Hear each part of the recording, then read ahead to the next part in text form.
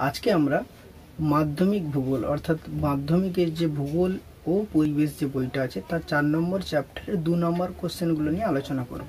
আমরা ইতিমধ্যে যে ভিডিওটা পাবলিশ করেছি সেখানে কিন্তু আমরা এই চ্যাপ্টারের কিন্তু 3 নম্বর সম্ভাব্য প্রশ্নগুলি আলোচনা করেছি।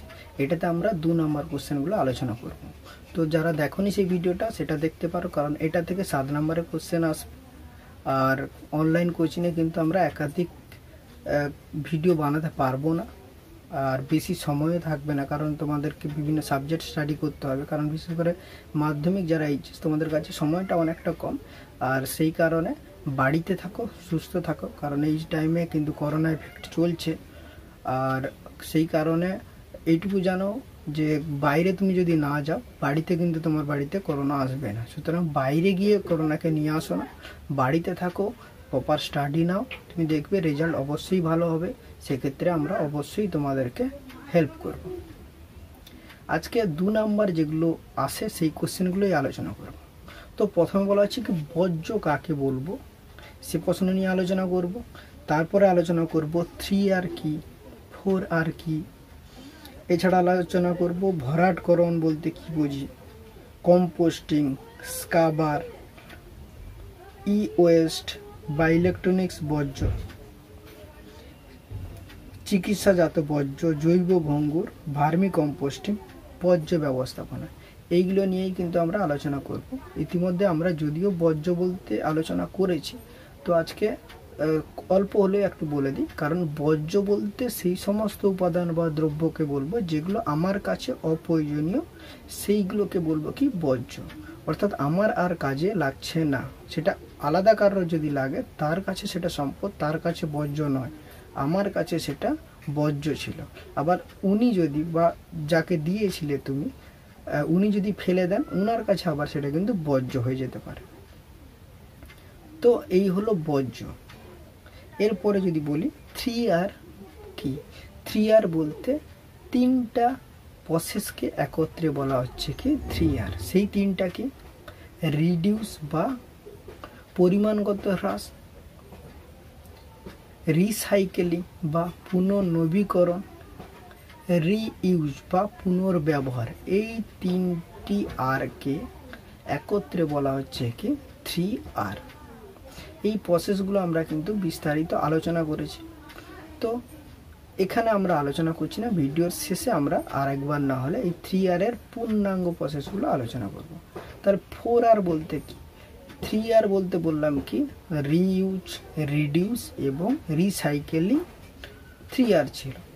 এর সাথে যদি রিফিউজ বা ত্যাগের কথা বলা হচ্ছে, অর্থাৎ সেই সমস্ত যেগুলো পরিবেশের ক্ষতি করছিল বা যেগুলো আমি না ব্যবহার করলেও চলবে, বিকল্প কোনো ব্যবস্থা থেকে আমি পেয়ে যেতে পারি, এই ধরনের বিকল্প ব্যবস্থাগুলো গ্রহণ যদি করি, তাহলে এই 4টাকে একত্রে বলবো কি 4R। অর্থাৎ রিডিউজ, রিইউজ, রিসাইকেলিং এবং রিফিউজকে একত্রে বলা হচ্ছে কি 3R। এরপরে বলা হচ্ছে কি ভরাটকরণ বা ল্যান্ডফিল। কারণ এগুলো কিন্তু ইংলিশ টার্মটা টুকটাক আসে, এই কারণে যেগুলোর আছে সেইগুলোই শুধু আমি ইংলিশ টার্মগুলো বলবো। ল্যান্ডফিল দেখো, তোমরা শহর থেকে যদি একটু বাইরের দিকে বেরোয় তাহলে দেখবে পৌরসভার যে সমস্ত বর্জ্য পদার্থ সেগুলো রাস্তার দুপাশে, শহরতলি অঞ্চলের রাস্তার দু সাইডে কিন্তু অনবরত ফেলা হচ্ছে। অর্থাৎ কি যেগুলো নিচু ভূমি ছিল সেগুলোতে কি করছি, বর্জ্য পদার্থ দ্বারা কিন্তু আমি ভরাট করার চেষ্টা করছি। এই কারণে এই প্রসেসটাকে বলা হবে কি ভরাটকরণ বা ল্যান্ড ফিল। ল্যান্ড ভূমি, ফিল ভরাট করা হচ্ছে, এটাই হলো ল্যান্ড ফিল। এখানে আমি শুধু কনসেপ্ট ক্লিয়ার করছি, আমি ডেসক্রিপশানে লিঙ্ক দিয়ে দেবো যেখানে কিন্তু কোশ্চেন অ্যান্সার রূপে কিন্তু এগুলো দেওয়া থাকবে লেখার মতো করে। এরপরে বলা হচ্ছে কি কম্পোস্টিং কি। কম্পোস্টিং হলো একটা সার তৈরির পদ্ধতি, একটা যেখানে কি করছি বিভিন্ন অণুজীবী ব্যাকটেরিয়ার মাধ্যমে আমি কি করছি সার তৈরি করছি। অর্থাৎ বাড়িতে যে সমস্ত খোসাগুলো সেগুলোকে আমি কি করতে পারি, একটা গর্ত করতে পারি, যেখানে কিন্তু আমি খোসাগুলো যদি ফেলে দিই তাহলে কিন্তু এই খোসাগুলোতে কিন্তু অনবরত ব্যাকটেরিয়া যে রয়েছে, অণুজীবী রয়েছে, এগুলো কি করবে, পচন ধরিয়ে ধীরে ধীরে সেগুলোকে সারে তৈরি সৃষ্টি করবে। এই প্রসেসটা হলো, এই সার তৈরির পদ্ধতিটা হলো কম্পোস্টিং, অণুজীব দ্বারা বা ব্যাকটেরিয়া দ্বারা সার তৈরির পদ্ধতি হলো কম্পোস্টিং। আবার কি কেঁচোর দ্বারা যদি সার তৈরি করা হয় তাহলে বলা হবে সেটা কি ভার্মি কম্পোস্টিং। এটা কিন্তু শর্ট কোশ্চেনের জন্য খুব ইম্পর্ট্যান্ট। এরপরে বলা হচ্ছে কি যে স্কাবার বা পরিশোধন। স্কাবার একটা যন্ত্র। দেখো তোমরা যখন কারোর বাড়ি তৈরি হয় দেখবে বালিকে ছাঁকুনি দিয়ে ছাঁকা হয়, অর্থাৎ এইভাবে নাড়ানো হয়, তাতে কি করা হয় যে বড় বড় বোল্ডারগুলো কিন্তু ছাঁকুনির উপরে থেকে যায় এবং বালিগুলো নিচে পড়ে যায়। তার মানে ওই ছাঁকুনি দিয়ে ওই মাপের বোল্ডারগুলো প্রবেশ করতে পারবে না, তার মানে আটকে যাচ্ছে। পরিবেশেও কি করা হয়, স্কাবার একটা যন্ত্র যেখানে বিভিন্ন ধরনের ফিল্টার বসানো থাকে। ওই ছাঁকুনি যদি রাখা হয় তাহলে কি দেখা যাবে, ওই ছাঁকুনিতে কিন্তু পরিবেশ থেকে একটা জায়গা থেকে হাওয়া প্রবেশ করে একটা ড্রাম দিয়ে আবার বাইরে হাওয়া বের করে দেওয়া হয়েছে। মাঝখানে এই ফিল্টারগুলো 3-4টা লেয়ারে রাখা হয়েছে। তাহলে প্রথমে যদি বড় ধরনের ফিল্টার রাখি তাহলে তুলনামূলক বড় যে সমস্ত ধূলিকণা আছে, পদার্থ আছে বাতাসে, সেগুলো প্রথম ছাঁকুনিতে আটকে যাবে।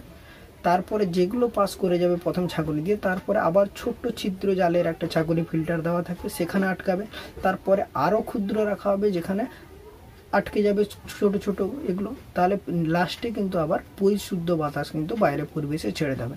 এই অনবরত প্রসেসের মাধ্যমে কি হচ্ছে, পদার্থগুলো সেই ড্রামের মধ্যে জমা হবে, যেখান থেকে কিন্তু অ্যাশগুলোকে আলাদা করে দেয়। সেই দূষিত পদার্থ বা অবাঞ্ছিত পদার্থগুলো কিন্তু সঞ্চয় করে না হয় আলাদাভাবে, যেগুলো তুমি পাঁশকুড়াতেও দেখতে পাবে, হাওড়া স্টেশনের বাইরেও আছে, যেখানে রেল শহর বা শিল্পাঞ্চল, এখানে প্রচুর পরিমাণে ডাস্ট থাকে, এখানে কিন্তু এই স্কাবার যন্ত্রগুলো কিন্তু বসানো থাকে। দিল্লিতে ইদানিং 12খানা স্কাবার যন্ত্র বসানো হয়েছে, যা কিন্তু অনবরত পরিবেশটাকে পরিশোধন করার চেষ্টা করছে। অবাঞ্ছিত যে ধূলিকণাগুলো সেগুলোকে পিউরিফাই করা হচ্ছে। এই প্রসেস বা পদ্ধতি, এইটাকে বলা হচ্ছে কি স্কাবার যন্ত্র। ঠিক আছে, স্কাবার হলো পরিবেশের বাতাস পরিশোধনকারী যন্ত্র। নেক্সট বলা হচ্ছে কি ই ওয়েস্ট বা ইলেকট্রনিক্স বর্জ্য। কি ইলেকট্রনিক্স বর্জ্য বলতে কি বলা হচ্ছে, ইলেকট্রনিক্স দ্রব্য যা আমার কাছে প্রয়োজনীয় নয়। যেরকম ভাবো তোমার কাছে বাড়িতে পুরানো টিভি ছিল, সেটা কিন্তু আর চলছে না, তাহলে সেটা চলছে না বা তুমি ফেলে দিলে, তাহলে সেটাকে ইলেকট্রনিক্স দ্রব্য ছিল, আজকে তোমার কাছে কাজে লাগছে না বলে বর্জ্য, তাহলে সেটা ইলেকট্রনিক্স বর্জ্য। লাইনের যখন কাজ হয়, কারেন্টের যখন লাইনের কাজ হয়, তখন দেখবো কিছু কিছু অংশ কেটে বাইরে ফেলে দেওয়া হয়, সেগুলো তার কোনো কাজে লাগবে না, সেটা কিন্তু ইলেকট্রনিক্স বর্জ্য।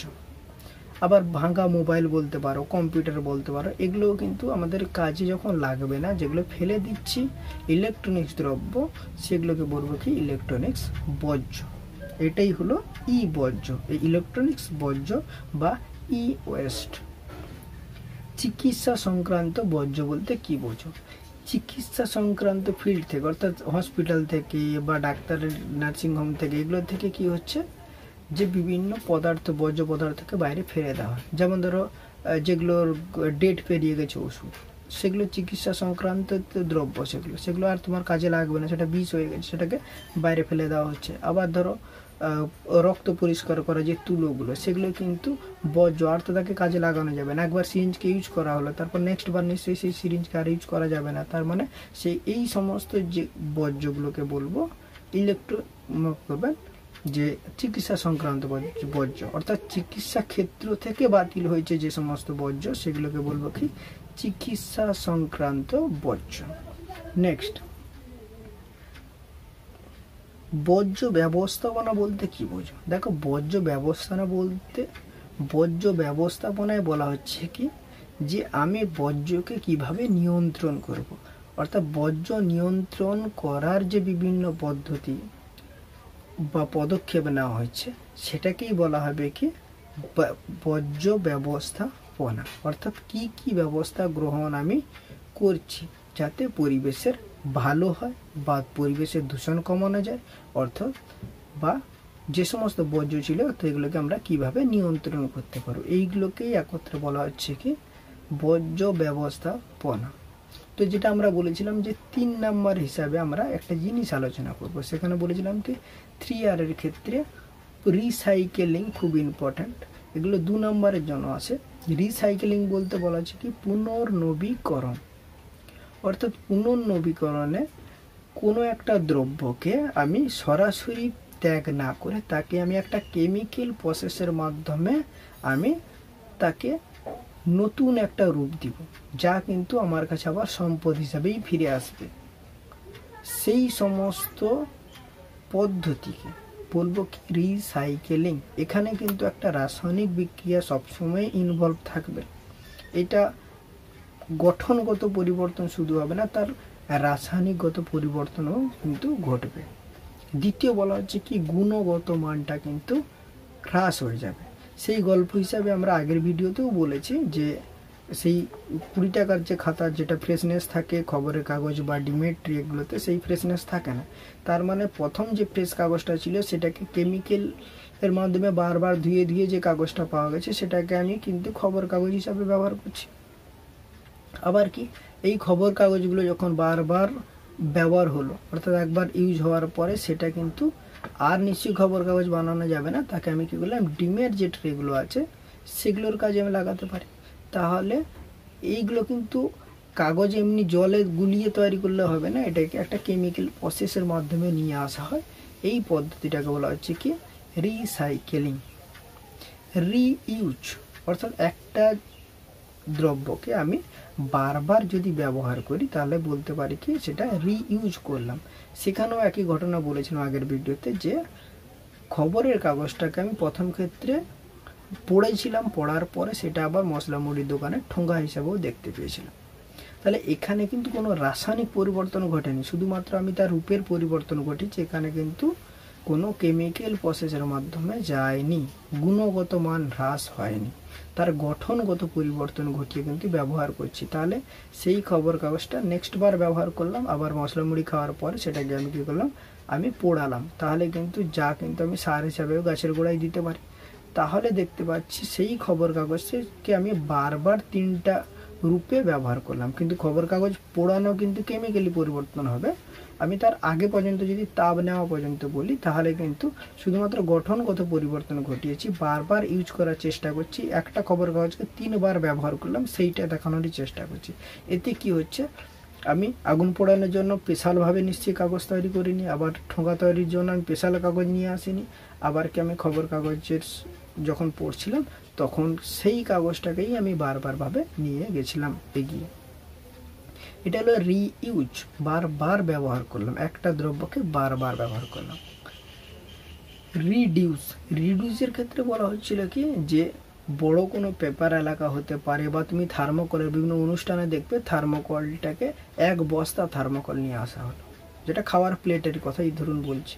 তাহলে খাওয়ার পরে আমি কি করি সেগুলোকে সাধারণত বস্তায় ঢুকিয়ে একটা কেরোসিন দিয়ে তুমি যদি পুড়িয়ে দাও সেটা এইটুকু হয়ে যাবে। তার মানে যেটাকে তুমি এত বড় বস্তার মধ্যে নিয়ে আসলে সেটা আজকে এইটুকু হয়ে গেছে। তাহলে আমি যদি তখন না পোড়াতাম তাহলে আমার কাছে কি হতো, সেই 1 বস্তা অঞ্চলটা অর্থাৎ যখন স্প্রেড করে পড়তো তাহলে একটা বিস্তীর্ণ অঞ্চলের কিন্তু পরিবেশটাকে সে নষ্ট করার চেষ্টা করতো, বাতাস চলাচলে বাধা প্রদান করতো, জল প্রবেশের বাধা প্রদান করতো, কোনো গাছ উঠতে দিত না, কারণ প্লাস্টিক সহজে তো নষ্ট হবে না, তারা বিশাল অঞ্চলের ক্ষতিকর করতো। আমি কি করলাম তার পরিমাণগত হ্রাস করে আমি তাকে এইটুকু বানানোর জন্য সে বিস্তীর্ণ অঞ্চলের জায়গায় মাত্র এইটুকু অঞ্চলকে প্রভাবিত করবে। তার মানে শুধু ওইটুকু অঞ্চলেই সে ক্ষতি সাধন করতে পারবে। তার মানে আমি তার ক্ষতিকারের পরিমাণটাকে আমি কিন্তু কমিয়ে দিলাম। এটা হলো রিডিউস, পরিমাণগত হ্রাস। আর একটা জিনিস যেটা ছিল রিফিউজ, বিকল্প ব্যবস্থা করার কথা বলা হচ্ছে। বিকল্প যেখানে থাকবে সেখানে নিশ্চয়ই বিকল্প ব্যবস্থা আমাকে গ্রহণ করতে হবে। গাড়ির ক্ষেত্রে আমি আগে দেখতাম সকলেই কিন্তু তেল ব্যবহার করতো, তারপরে গ্যাস ব্যবহার করছিল, এখন ইলেকট্রিসিটি গাড়ি আসছে। তার মানে সোলার প্লেটের সিস্টেমে ইলেকট্রিককে সঞ্চয় করে ইলেকট্রিক গাড়িগুলো আসছে। আবার আপনি যদি দেখেন তাতে কি হচ্ছে যে তেল থেকে যে গ্যাসটা বেরোচ্ছিল তা কিন্তু পরিবেশের ক্ষতি করছিল। আবার যখন আমি ইলেকট্রিক গাড়ি নিয়ে আসছিলাম সেটা কিন্তু পরিবেশের ক্ষতি করছিল না, কিন্তু ইলেকট্রিক চার্জ করার জন্য তাকে তাপ বিদ্যুৎ কেন্দ্র থেকে হয়তো তাপ নিতে হচ্ছিল। এবার এখন আবার নতুনভাবে এসছে কি সোলার গাড়ি। তার মানে সোলার গাড়ি আসার জন্য কি হচ্ছে, পরিবেশে নিশ্চয়ই পরিবেশে সূর্য থেকে সে কিন্তু তাপ নিচ্ছে, তাপ নিয়ে সে তার গাড়ির জন্য যে নিজস্বভাবে উৎপাদনশীল ক্ষমতা অর্জন করছে সেখান থেকে কিন্তু পরিবেশ দূষণ হওয়ার পরিমাণটা অনেকটাই কমে যায়। তো আজকের ভিডিও এইটুকু পর্যন্ত। ভিডিও যদি ভালো লাগে নিশ্চয়ই লাইক করবেন, শেয়ার করবেন। আর বাড়িতে থাকবেন। ভালো থাকুন, সুস্থ থাকুন। ধন্যবাদ।